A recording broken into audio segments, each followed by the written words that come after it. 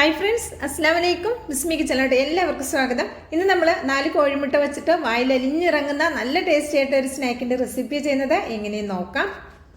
അതിനായിട്ടൊരു 4 കോഴിമുട്ട എടുത്തിട്ടുണ്ട്, അതോടെ മാറ്റി വെക്കാം. ഇനി നമുക്ക് മിക്സിയുടെ ഒരു ജാർ എടുക്കാം. ഇതിലേക്ക് ഞാനൊരു 5 ടേബിൾ സ്പൂൺ പഞ്ചസാര എടുത്തിട്ടുണ്ട്.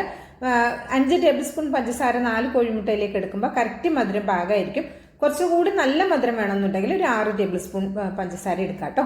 പഞ്ചസാര നമുക്ക് മിക്സിയുടെ ജാറിലേക്ക് ചേർത്തിട്ട് ഞാൻ ഇതിലേക്ക് ഒരു 5 ഏലക്ക, ചെറുതായതുകൊണ്ട് 5 ചേർക്കുന്നു, വലുതാണെങ്കിൽ 3 എണ്ണം ചേർത്താൽ മതി. എന്നിട്ട് ഇതും കൂടി ചേർത്തിട്ടൊന്ന് പൊടിച്ചെടുക്കാം. പഞ്ചസാര ആദ്യം തന്നെ പൊടിച്ചെടുക്കുന്നത് നമ്മൾ മുട്ട ചേർത്ത് കഴിഞ്ഞാൽ ഒരുപാട് നേരമായിട്ട് അടിക്കാൻ പാടില്ല, അതുകൊണ്ടാണ് കേട്ടോ. അപ്പോൾ അതേ പഞ്ചസാര ഏലക്കയും കൂടി പൊടിച്ചെടുത്തിട്ടുണ്ട്. പഞ്ചസാര പൊടിക്കുന്ന സമയത്ത് ഏലക്കയും കൂടി ചേർക്കുമ്പോൾ ഏലക്കയും നന്നായിട്ട് പൊടിഞ്ഞു കിട്ടും. അപ്പോൾ അതേ ഇനി ഇതിലേക്ക് ചേർത്ത് കൊടുക്കുന്നത് നമ്മളിവിടെ എടുത്തിട്ടുള്ള 4 കോഴിമുട്ടയാണ്. അത് ഇതിലേക്ക് ചേർത്ത് കൊടുക്കുക. ഇപ്പോൾ ഫ്രിഡ്ജിൽ വെച്ചിട്ടുള്ളതോ വെക്കാത്തതോ പുറത്തിരുന്നതോ അങ്ങനെ ഒന്നും ഫ്രിഡ്ജിൽ വെച്ചതാണെങ്കിലും കുഴപ്പമില്ല കേട്ടോ. അത് ഈ റെസിപ്പിയിലേക്ക് ഫ്രിഡ്ജിൽ വെച്ച മുട്ടയും യൂസ് ചെയ്യാവുന്നതാണ്. ഇനി ഇതിലേക്ക് ചേർത്ത് കൊടുക്കുന്നത് 5 ടേബിൾ സ്പൂൺ പാലാണ്.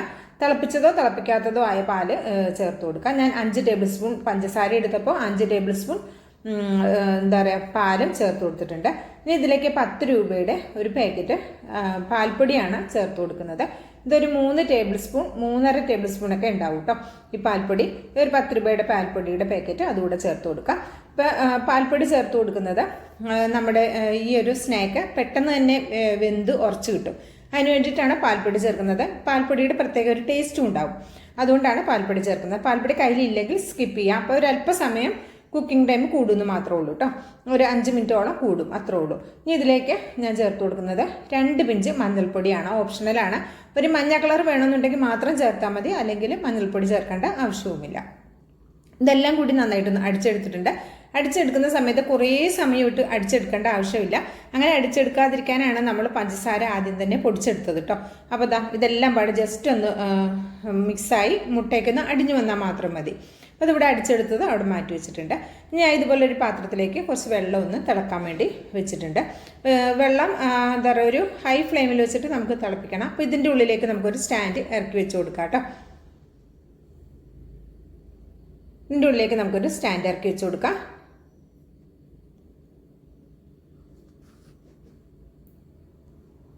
ഇനി നമ്മൾ ഇത് വേവിച്ചെടുക്കുന്നത് ഇതേപോലൊരു സ്റ്റീലിൻ്റെ പാത്രത്തിലാണ്. നിങ്ങൾക്ക് നല്ല ഹൈറ്റിലൊക്കെ വേണമെന്നുണ്ടെങ്കിൽ ചെറിയ ബൗളിലാക്കി വെച്ചാൽ കുറച്ചുകൂടെയൊക്കെ ഹൈറ്റിൽ കിട്ടും. പിന്നെ ഇതിലേക്ക് ഞാൻ അല്പം നെയ്യൊന്ന് ആക്കി കൊടുക്കുന്നുണ്ട്. വല്ലാതെ ഒട്ടിപ്പിടിക്കാതിരിക്കാനാണ് നമ്മൾ നെയ്യ് ചേർത്ത് കൊടുക്കുന്നത്. ഓയിൽ ചേർക്കേണ്ട, നെയ്യ് തന്നെ ചേർത്ത് കൊടുക്കുക കേട്ടോ. അത് നെയ്യോ അല്ലെങ്കിൽ ബട്ടർ ഉണ്ടെങ്കിൽ ബട്ടറോ ചേർത്ത് കൊടുത്താൽ മതി. ഇപ്പം ഞാനാണ് നെയ്യാണുള്ളത്, അത് നെയ്യ് ഒന്ന് എല്ലായിടത്തും ഒന്ന് ഗ്രീസ് ചെയ്ത് കൊടുക്കുന്നുണ്ട്. നെയ്യ് ഇങ്ങനെ തേച്ച് കൊടുക്കുന്ന സമയത്ത് നമ്മളെടുക്കുന്ന പാത്രത്തിന് സൈഡിലും എല്ലാം നന്നായിട്ടൊന്ന് നെയ്യൊന്ന് ആക്കി കൊടുക്കുക കേട്ടോ. അപ്പോൾ ഇങ്ങനെ സൈഡൊന്നും വല്ലാതെ ഒട്ടിപ്പിടിക്കാതെ തന്നെ നമുക്ക് കിട്ടും. അപ്പോൾ ഇങ്ങനെ കുക്ക് ചെയ്യുന്ന സമയത്ത് നടുക്കൊരല്പം ഒട്ടലുണ്ടാകും, എന്നാലും പാത്രത്തിൽ ഒട്ടിപ്പിടിച്ച് അവിടെ ഇരിക്കൊന്നുമില്ല. ചെറിയൊരു ഇതുണ്ടാവും. ഇത് കുക്ക് ചെയ്യുന്ന സമയത്ത് നിങ്ങൾക്ക് കാണുമ്പോൾ മനസ്സിലാകും.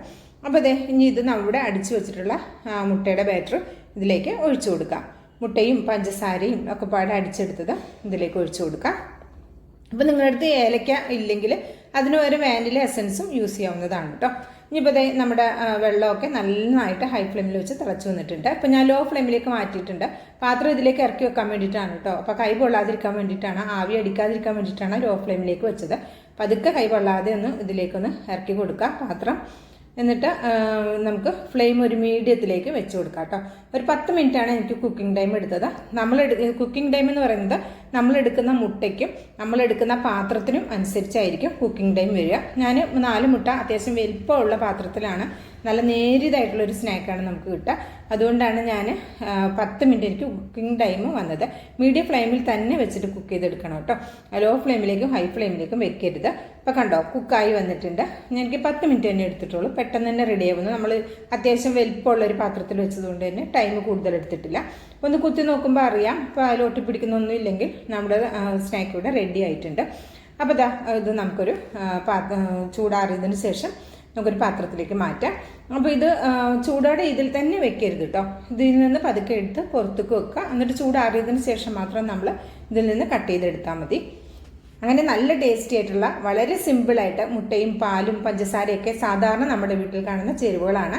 ഇതൊക്കെ വെച്ചിട്ട് പെട്ടെന്ന് ചെയ്തെടുക്കാവുന്ന വായിൽ അലിഞ്ഞിറങ്ങുന്ന ഒരു സ്നാക്കിൻ്റെ റെസിപ്പിയാണ് ഇത്. മുട്ടപ്പാലാട് എന്നൊക്കെ പറയും.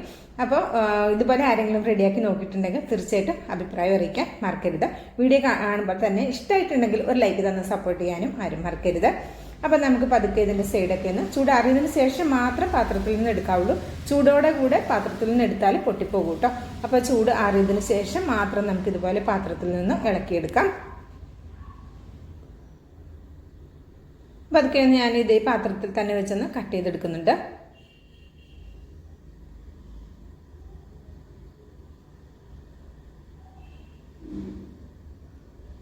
നമുക്ക് വളരെ ചെറുതായിട്ട് കട്ട് ചെയ്താൽ മതിയെങ്കിൽ അങ്ങനെയും കട്ട് ചെയ്തെടുക്കാം. ഇനി നമുക്കിതൊരു പാത്രത്തിലേക്ക് മാറ്റി കൊടുക്കാം. ഇത് നമുക്ക് കൈകൊണ്ട് തന്നെ എടുക്കാൻ പറ്റും.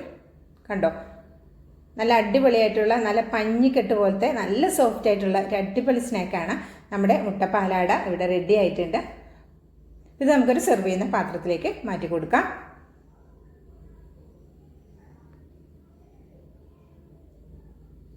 അങ്ങനെ വളരെ സിമ്പിളായിട്ടുള്ള നല്ല ടേസ്റ്റി ആയിട്ടുള്ള ഒരു അടിപൊളി ഐറ്റമാണ്. തീർച്ചയായിട്ടും ട്രൈ ചെയ്ത് നോക്കണം കേട്ടോ. എന്നിട്ട് നിങ്ങളുടെ ഫീഡ്ബാക്ക് അറിയിക്കാനും മറക്കരുത്. കുട്ടികൾക്കും വലിയവർക്കും ഒക്കെ ഒരുപോലെ ഇഷ്ടമാകുന്നതാണ്. അതുപോലെ ഒരു പാർട്ടിയിലൊക്കെ നമുക്ക് വിളമ്പാൻ പറ്റിയ ഒരു ഐറ്റം കൂടിയാണ്. ഒരുപാട് ചേരുവകളൊന്നുമില്ല. നമുക്ക് ആവിയിൽ ഹെൽത്തി ആയിട്ടിരിക്കുന്ന നല്ല വേവിച്ചെടുക്കുന്ന ഹെൽത്തി ആയിട്ടുള്ള ഒരു സ്നാക്കാണ്. ഇപ്പോൾ പെട്ടെന്നൊക്കെ ഒരു മധുരം ഒരു കഴിക്കണമെന്നുണ്ടെങ്കിൽ മുട്ട പുഡിങ് അങ്ങനെയൊക്കെ വേണമെങ്കിൽ പറയാം. കഴിക്കണമെന്നുണ്ടെങ്കിൽ പെട്ടെന്ന് തന്നെ ഒരു 10 മിനിറ്റ് കൊണ്ട് റെഡിയാക്കി എടുക്കാവുന്ന ഒരു അടിപൊളി സ്നാക്കാണ്. ഇഷ്ടമായിട്ടുണ്ടെങ്കിൽ ട്രൈ ചെയ്ത് നോക്കണം. അഭിപ്രായം അറിയിക്കണം. ലൈക്കും ചെയ്യണം കേട്ടോ. ബിസ്മി കിച്ചൺ എന്ന യൂട്യൂബ് ചാനൽ സബ്സ്ക്രൈബ് ചെയ്ത് കാണുന്ന എൻ്റെ എല്ലാ പ്രിയ കൂട്ടുകാരും ഒന്ന് സബ്സ്ക്രൈബ് ചെയ്തിട്ട് അടുത്ത് വരുന്ന ആ ബെല്ലൈക്കൺ ഒന്ന് എനേബിൾ ചെയ്ത് വെച്ചാൽ നമ്മളിടുന്ന വീഡിയോസിൻ്റെ നോട്ടിഫിക്കേഷൻ നിങ്ങളിലേക്ക് കറക്റ്റായിട്ട് എത്തും കേട്ടോ. ബെല്ലൈക്കൺ എനേബിൾ ചെയ്ത് വെക്കുമ്പോൾ ഓളെന്ന ഓപ്ഷൻ കൂടി സ്വീകരിക്കാനും മറക്കരുത്. എന്നാൽ മാത്രമേ നമ്മളിടുന്ന എല്ലാ വീഡിയോസിൻ്റെയും നോട്ടിഫിക്കേഷൻ നിങ്ങളിലേക്ക് കറക്റ്റായിട്ട് എത്തുള്ളൂ കേട്ടോ. നമുക്കിത് കട്ട് ചെയ്ത് നോക്കുമ്പോൾ തന്നെ നിങ്ങൾക്ക് അറിയാൻ പറ്റും നല്ല സോഫ്റ്റാണ്. അപ്പോൾ ഇൻഷാ അല്ലാഹ് അടുത്ത നല്ലൊരു അടിപൊളി വീഡിയോ എത്തുന്നവരെ എല്ലാവർക്കും നന്ദി, നമസ്കാരം.